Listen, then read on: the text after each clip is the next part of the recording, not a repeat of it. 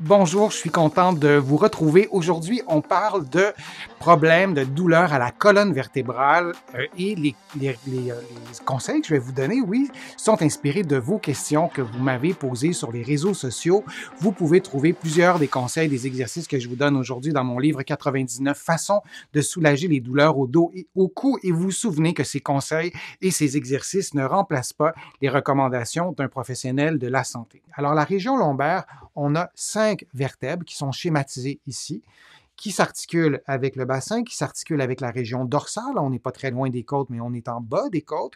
Et on a des muscles. Là, on n'entrera pas dans le détail des muscles, mais on a vraiment beaucoup de muscles dans cette région-là. On a le psoas, par exemple. On va le voir dans quelques instants, mais on le voit d'ailleurs sur l'illustration. Et les muscles du bas du dos sont vraiment étroitement liés aux muscles du bassin, aux muscles des hanches, la cage thoracique, la région dorsale. Donc, on a tous ces muscles-là. Alors, quand on veut mobiliser les vertèbres lombaires, on a aussi tous ces muscles.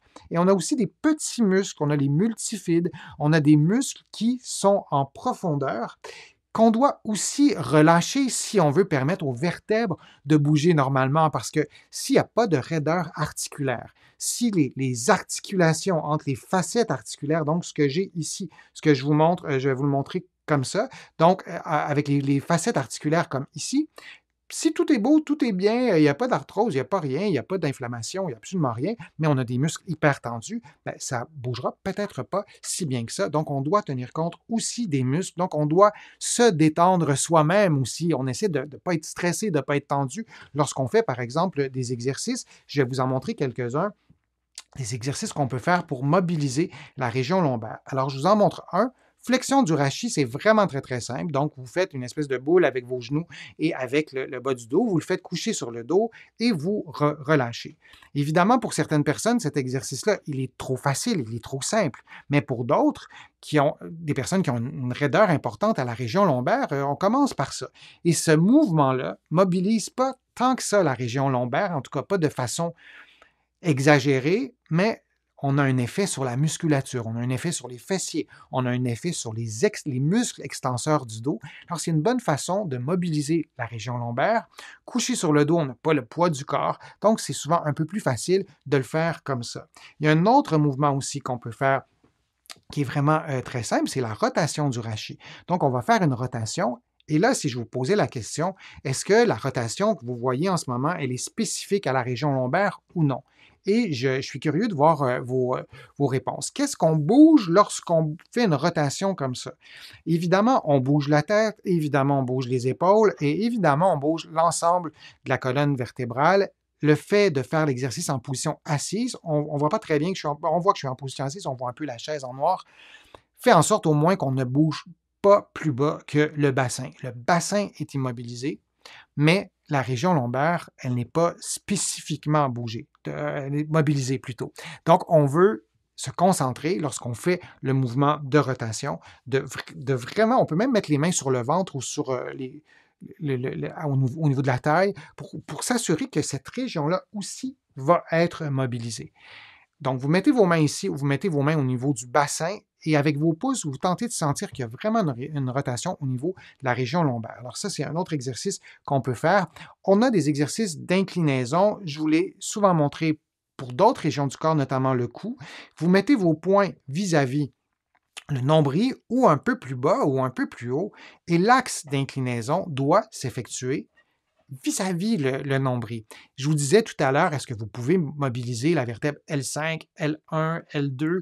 Ben, on ne sait pas trop comment faire ça intuitivement, mais quand vous le faites de cette façon-là, en plaçant vos poings vis-à-vis le nombril, ben oui, vous vous trouvez à mobiliser davantage les vertèbres qui se trouvent vis-à-vis vos poings, pour autant que l'axe d'inclinaison se trouve, ce soit vis-à-vis vos poings. Donc, je vais vous le montrer d'une autre façon. Mes poings vont être plus hauts. Je vais vous le placer je vais agrandir l'écran, l'image. Et vous voyez que l'inclinaison que j'ai faite, elle est vraiment plus thoracique. Elle est beaucoup plus haute et la région lombaire bouge moins. Et là, j'ai ajouté un mouvement de rotation. Alors, je voulais vous montrer ces deux façons différentes. Là, on est dans une mobilisation thoracique.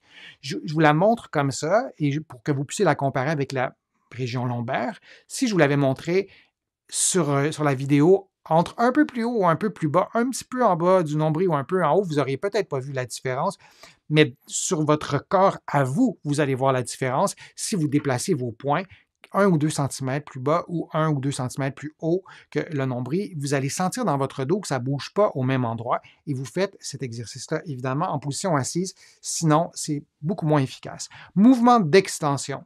Alors, on place les mains dans le creux du bas du dos et on fait un mouvement d'extension. Il n'y a pas juste le bas du dos qui va bouger. La tête, les épaules, la région thoracique peut bouger. Moi, je n'ai rien contre ça. Mais on veut que la région lombaire bouge aussi. Alors, si la tête, les épaules, le milieu du dos font un mouvement presque spectaculaire parce que vous êtes très, très, très mobile de cette région-là, ne laissez-vous pas berner par l'hypermobilité de la région supérieure du thorax, alors que la région lombaire ne bougerait peut-être pas. Alors, essayez-le en ce moment. Comme je vous le dis souvent, le fait de le faire 1 ou 2 fois maintenant fera en sorte que vous allez vous en souvenir aussi. Et peut-être que ces exercices-là vous seront utiles lorsque vous aurez mal au dos. Je ne vous souhaite pas d'avoir mal au dos, mais le fait de faire les exercices 1 ou 2 fois, vous allez mieux vous en souvenir.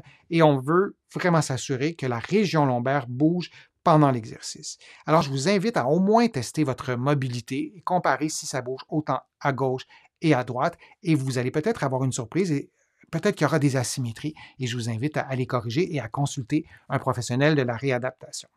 Je vous remercie d'avoir été là. J'espère que les conseils ou les exercices ou les suggestions d'exercices vous ont été utiles.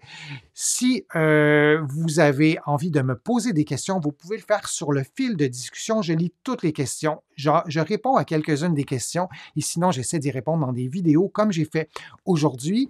Je vous invite aussi à faire une contribution. Vous le savez, sans vos contributions, je ne parviendrai pas à vous produire autant de contenu et ça me fait plaisir de le faire.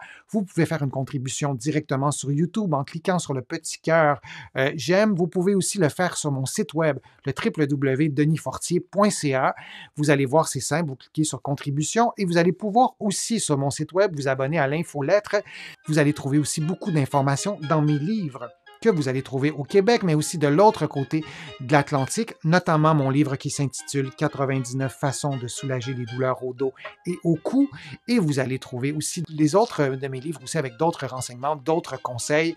Et je vous invite à me faire part de vos lectures. Ça me fait toujours plaisir de recevoir vos commentaires. Alors, je vous dis à une prochaine fois et à un prochain direct, à une prochaine vidéo. À bientôt.